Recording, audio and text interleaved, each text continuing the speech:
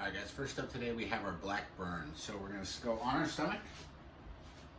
We're thinking about tucking our shoulders back and down.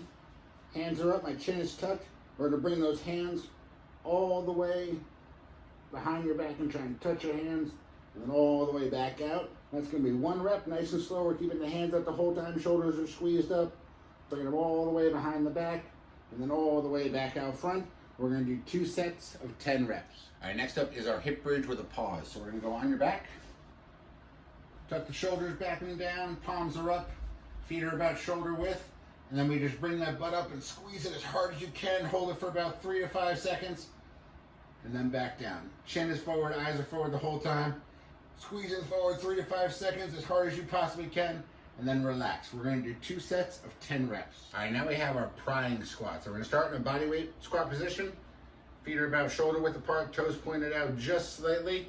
We're staying nice and tall. Elbows are inside our knees. We're going to go all the way down.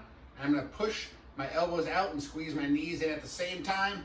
Hold this for about 3 to 5 seconds. And then come back up. Go all the way down. Elbows are out, knees are in. Squeezing for about 3 to 5 seconds. And then come back up. We got 2 sets of 10 reps. All right, guys, and now we're going to do our one-arm eccentric floor press. So you're going to take one kettlebell or dumbbell, whatever you have, preferably something a little bit on the heavier side, and we're going to perform a floor press. So you're going to take your weight,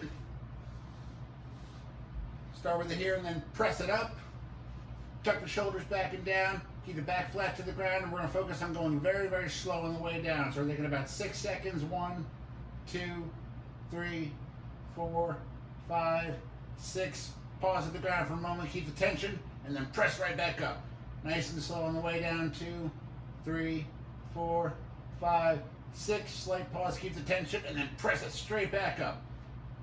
We're going to perform 3 sets of 6 to 10 reps on each arm. All right, guys, now we're going to do our single leg hip bridge. So as usual, if you want to make this a little bit more challenging, you can elevate your back up onto a surface like a couch or a bed or something, or you can elevate your front foot onto a surface like a couch or a bed or anything like that.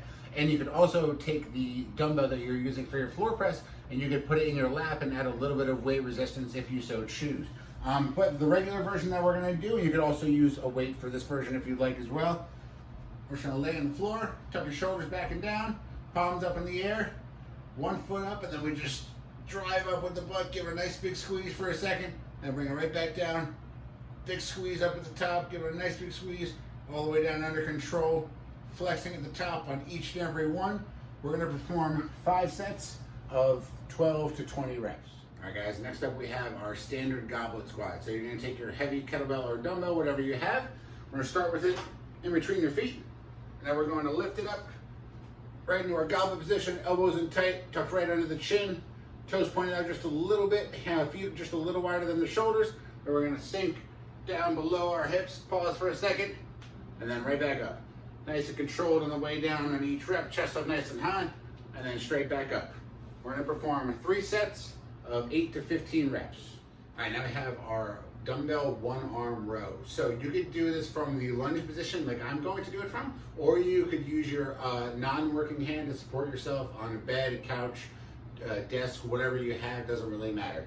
But we're going to start off in this position, bring the one leg back so we have room to pull. Rest my elbow on my knees, chest is nice and high, and my abs are tucked so my back is nice and tight. I'm going to grip this kettlebell as hard as I possibly can, squeeze it, and then bring it right up to my side. And then nice control on the way down, touch the floor, right back up. I'm bringing my elbow to my hip and not going any higher than my arm is going to allow me to go. I don't want to go too high and crazy. I want to keep it tight to my body. Just keep it very slow and controlled. Chin is tucked, eyes are forward the whole time. We're going to do 3 sets of 8 to 15 reps on each arm. All right, so now we got our side plank. So you're going to find a surface like a mat or a pillow or something to kind of put your elbow on, so it makes it a little more comfortable. We're going to go on the floor. Stack your elbows so your elbow is directly under your shoulder. We don't want the shoulder out or sinking back at all. We want it stacked right on top. Feet out to the side, stack your feet to the side. Put that hand on the hip, and we want to just keep everything nice and tight. Stay in this position right here. I don't want my hips to sag or be pushed back.